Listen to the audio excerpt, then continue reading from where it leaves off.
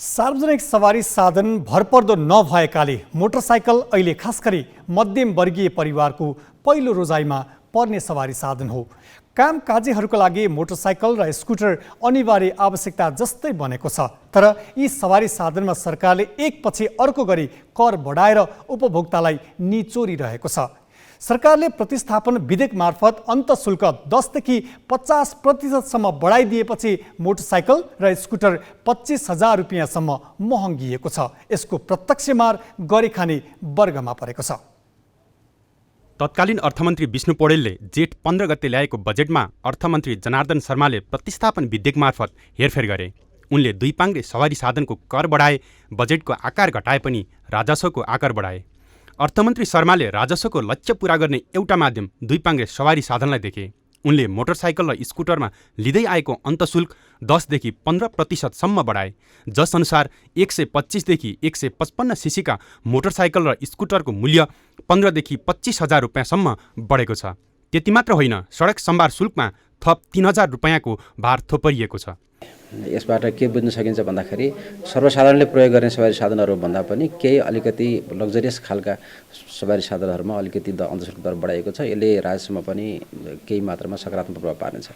केन्द्र सरकारले अन्तशुल्क बढाउँदा बागमती प्रदेश सरकारले साउनदेखि नै मोटरसाइकल र स्कुटरको दर्ता, नवीकरण र इजाजत दस्तुर बढाएर लिन थालिसकेको छ। दुवै तहका सरकारले बढ्दो चालु खर्च धान्नका लागि मोटरसाइकल र स्कुटरमा कर बढाउँदा यी साधनका प्रयोगकर्ता कामकाजी र मध्यम वर्ग हुन् भन्ने बिर्सिएका छन्। गरिखाने वर्गलाई करको बोझ परेकामा सरकारी अधिकारीलाई कुनै चिन्ता छैन। उनीहरूको ध्यान जसरी हुन्छ राजस्व बढाउनेमा केन्द्रित छ। कर मामिलाका जानकारहरू दुई पाङ्ग्रे सवारी साधनमा कर वृद्धि गर्नुलाई मध्यम वर्गलाई निचोर्ने कदम मान्छन्। मोटरसाइकल भनेको चाहिँ अत्यन्त अत्यावश्यक वस्तु। मोटरसाइकल नभए त जीवनै चल्दैन।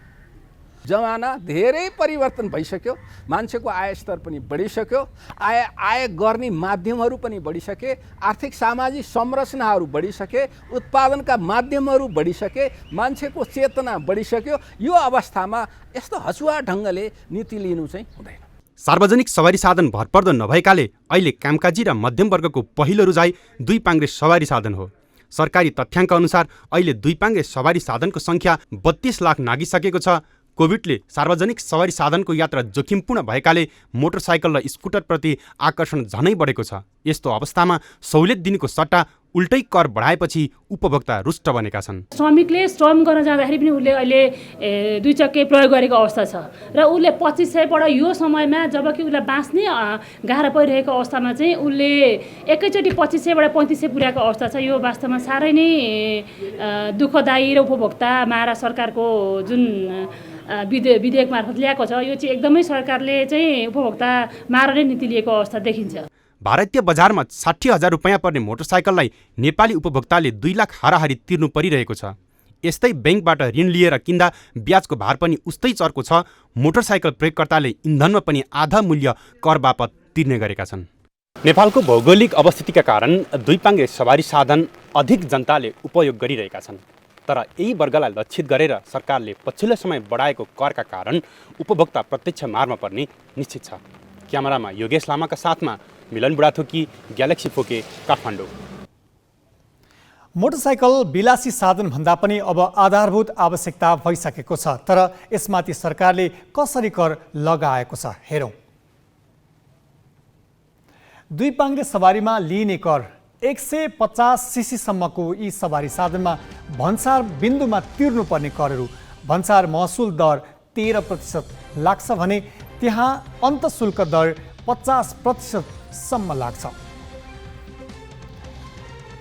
त्यति मात्र होइन, यसमा 13% भ्याट पनि थपिन्छ।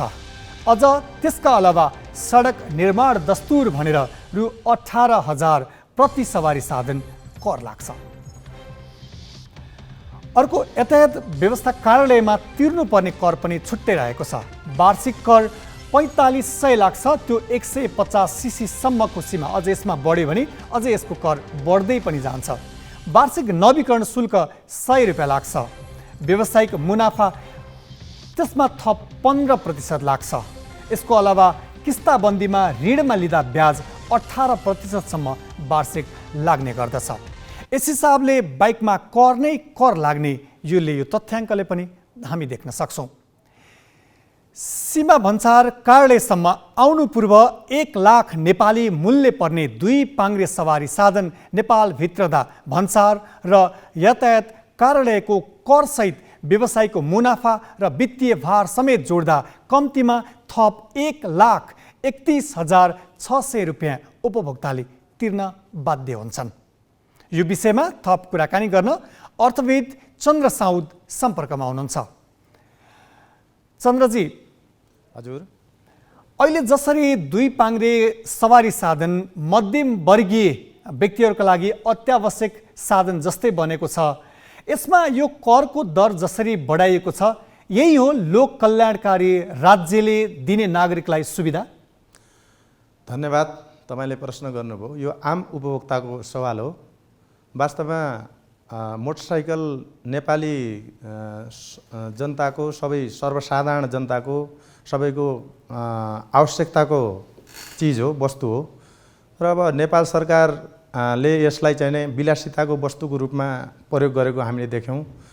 म यो बारेमा के भन्न चाहन्छु भने राज्यमा को निर्णायक तहमा बस्ने हाम्रा साथीहरूले, हाम्रा मान्यज्यूले, मन्त्रीज्यूले जो राज्यको निर्णायक तहमा बस्नुहुन्छ, उहाँहरूले यो बारेमा गम्भीर रूपमा सोच्नुपर्छ। यो त लेबरी काम गर्ने, दिन मजदुरी गर्ने र अफिसमा काम गर्न जाने सर्वसाधारणले प्रयोग गर्ने चिज हो, कृषकहरूले प्रयोग गर्ने चिज हो। यसमा अत्यन्तै गम्भीरतापूर्वक राज्यको निर्णायक तहमा बस्ने महानुभावहरूले तुरुन्तै सोच्नुपर्छ भन्ने अनुरोध गर्न चाहन्छु। चन्द्रजी, ठुला व्यवसायी वा धेरै त्यो दरमा आर्थिक कारोबार गर्नेहरूका लागि सरकारले विभिन्न समयमा विभिन्न राहतहरू दिएको छ, विभिन्न अनुदानहरू पनि पाइरहेका हुन्छन्। तर ती राहत र अनुदानबाट मध्यम वर्गीय व्यक्तिहरू त्योबाट त्यो समेटिन पनि सकिरहेका छैनन्। त्यस्तोमा अलिकति सरकारको दृष्टिकोण ती मध्यम वर्गीयका लागि हेर्ने दृष्टिकोण परिवर्तन हुनु पर्दैन? निश्चित रूपमा विश्व 21औं शताब्दीमा गइसक्यो र हामी गणतन्त्र नेपालमा प्रवेश गरिसक्यौँ। तर पनि राज्यमा बस्ने, राज्यको निकायमा बस्ने प्रशासकहरूले र राज्यको निकायमा बस्ने राजनीतिज्ञहरूले हामीले गणतन्त्रमा गइसक्यौँ भन्ने कुराहरू उहाँले महसुस गर्नुभएको छैन जस्तो लाग्छ। किनभने अत्यावश्यकताका वस्तुहरू र हामी विलासिताका वस्तुहरू पनि हामी पहिचान गर्न नसक्ने भयौँ कि राज्यको अवस्थामा यो जुन अवस्था छ, देशको अवस्था छ, देशको परिवेश छ, देशले जुन फड्को मारिरहेको छ, अब त धेरै वस्तुहरू, कार, जीपहरू पनि अब एक किसिमको विलासिता भन्दा पनि आवश्यकता चिजहरू भइसकेको अवस्थामा अहिले पनि हामी मोटरसाइकलमा 100%, 200% कर तिरिरहेका छौँ। यो अत्यन्तै नहुने पर्ने कुरा हो र यसले तुरुन्तै रिभाइज गर्नुपर्ने हो। यसलाई चाहिँ तुरुन्तै राज्यले सोचेर यसलाई चाहिँ तुरुन्तै अर्को तरिकाले निर्णय गरिहाल्नुपर्छ भन्ने माग गर्दछौँ। र हामी नेपाली उपभोक्ता संरक्षण महासङ्घ पनि यही इस्युलाई, यस्तै किसिमका इस्युहरू अरू पनि छन्, यस्तै किसिमका इस्युहरू भएर हामी स्थापित भएका छौँ र अब तत्काल हामी राज्य त्यो कुराहरू चाहिँ नै सम्बन्धित निकायमा दबाब दिनको लागि हामी पनि तयार अवस्थामा रहेका छौँ। चन्द्रजी, जसरी यो मध्यम वर्गीय यो समूहलाई हामी प्रगति उन्मुख समूहको रूपमा पनि यो वर्ग चिन्छ, एउटा सवारी साधन किनेर आफ्नो दैनिकी चलाउँछ, त्यो दैनिकी चलाउनका लागि आर्जन गरेको आम्दानी बेग्लै कर पनि तिर्छ, त्यही वर्गलाई अलिकति राज्यले प्राथमिकतामा राख्नका लागि अलिकति त्यस्तो खालको व्यवस्थापकीय भूमिका निर्वाह गर्नु पर्दैन? तपाईँ अर्थविद, अर्थको जानकार पनि हुनुहुन्छ, उपभोक्ता अधिकारको हिसाबले वकालत पनि गर्दै आउनु भएको छ, त्यो वर्गलाई किन छुटाउँछ सरकारले? हामी भर्खरै नेपाली उपभोक्ता संरक्षण महासङ्घ नेपाली उपभोक्ताको हक अधिकारको लागि स्थापित भएर आएका छौँ र हामी बजारमा गइसकेको अवस्था छैन। भर्खर हामी सुरुवात हामी उद्योग वाणिज्य तथा आपूर्ति मन्त्रालयको रायमा हामी स्थापित भएका छौँ र हामी अब देशभरि एउटा शाखा प्रशाखा हामी स्थापित गरेर जाँदैछु र नेपाली जनताको बिचमा जाँदैछु। हामी निश्चय पनि तपाईँले भनेका कुराहरू जो अति आवश्यकताका चिजहरू पनि हामीले अहिले विलासिताको रूपमा राज्यको नजरमा विलासिताको रूपमा हामीले देखिरहेको छ राज्यले र त्यही अनुसार प्रयोग गर्न हामी बाध्य भएका छौँ सबै आम जनताहरू।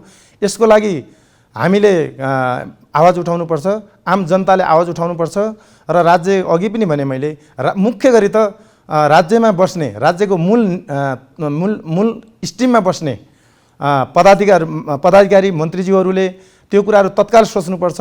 त्यो सोच्नुहोस् भनेर म यही तपाईँको टेलिभिजन मार्फत अनुरोध गर्न चाहन्छु। हस् चन्द्रजी, यहाँलाई धेरै धेरै धन्यवाद। उहाँ हुनुहुन्थ्यो चन्द्र साउद, उपभोक्ता अधिकार कर्मी। गरी खाने वर्गलाई अहिले करको बोझ होइन, राहतको आवश्यकता छ।